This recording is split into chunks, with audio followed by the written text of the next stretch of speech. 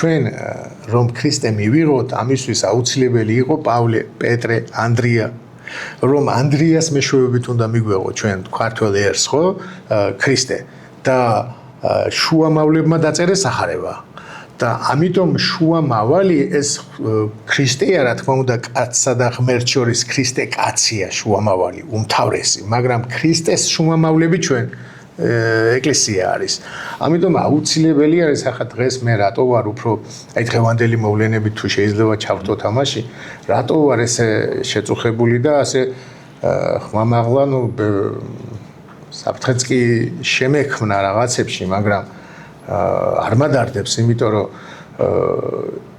ეკლესია, რომელიც ამდენი საუკუნეა გვაქვს და ვინ არჩუნებთ ქრისტეს და ქრისტეს ეკლესიას, დღეს ამ ეკლესიას ხალხი მოშორდა.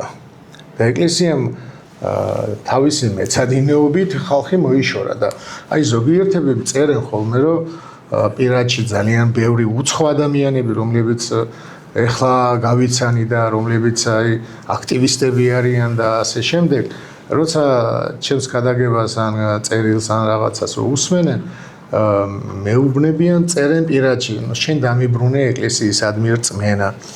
ზოგი მწერს, რომ მე ღმერთს ვერ წამართმევს, მაგრამ ეკლესიიდან წამოვედი და ანუ შეუძლებელია ღმერთი შეინარჩუნო თუ იმ რატო დავიწყე იმ ახალ შეპირებაში თუ არ მონაწილეობ.